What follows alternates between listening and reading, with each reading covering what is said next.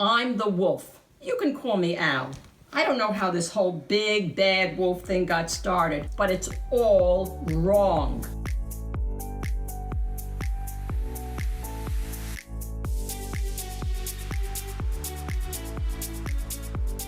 Hi everyone, this is Mrs. Reed for Fun.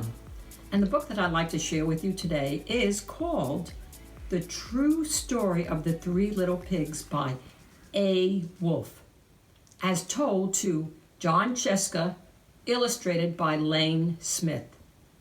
And I have a nice neighbor here to visit with us today, Mr. Wolf. He'd like to hear the story too.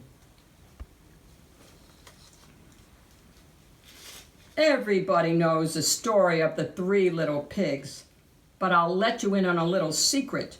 Nobody knows the real story, because nobody has ever heard my side of the story. I'm the wolf, Alexander T. Wolf. You can call me Al. I don't know how this whole big bad wolf thing got started, but it's all wrong. Maybe it's because of our diet. Hey, it's not my fault wolves eat cute little animals like bunnies and sheep and pigs. That's just the way we are. If cheeseburgers were cute, folks would probably think you were big and bad too.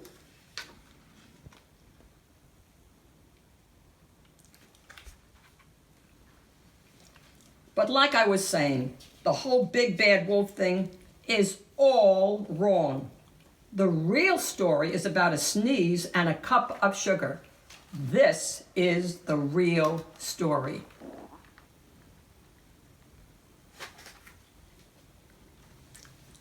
Way back in Once Upon a Time, I was making a birthday cake for my dear old granny. I had a terrible sneezing cold. I ran out of sugar.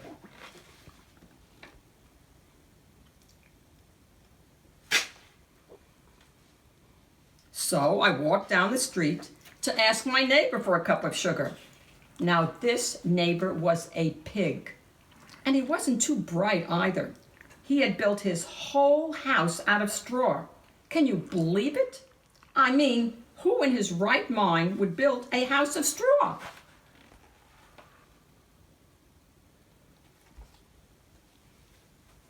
So, of course, the minute I knocked on the door, it fell right in.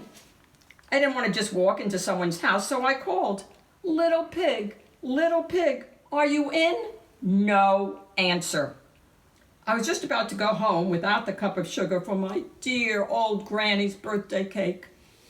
That's when my nose started to itch. I felt a sneeze coming on. Well, I huffed and I snuffed.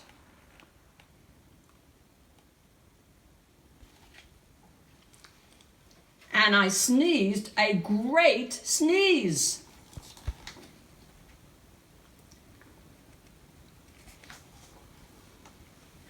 And you know what happened?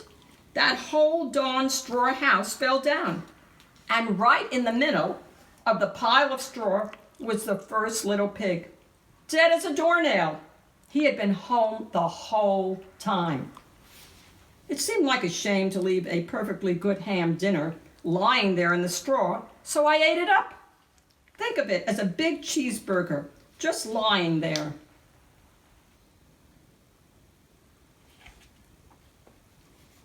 I was feeling a little better, but I still didn't have my cup of sugar. So I went to the next neighbor's house. This neighbor was the first little pig's brother. He was a little smarter, but not much. He had built his house of sticks. I rang the bell on the stick house. Nobody answered. I called, Mr. Pig, are you in? He yelled back, go away, Wolf. You can't come in. I'm shaving the hairs on my chinny chin. I had just grabbed the doorknob when I felt another sneeze coming on. I huffed and I snuffed and I tried to cover my mouth, but I sneezed a great sneeze. You're not going to believe this, but this guy's house fell down just like his brother's. When the dust cleared, there was the second little pig, Dead as a doornail, Wolf's honor.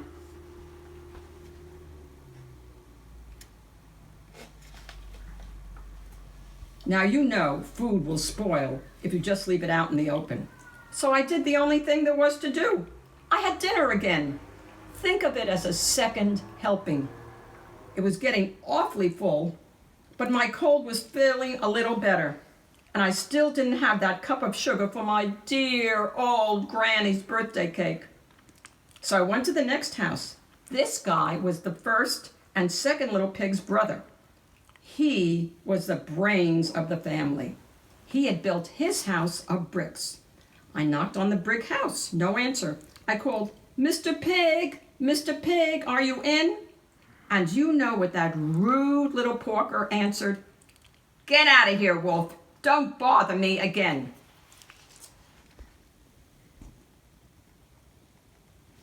What's going to happen?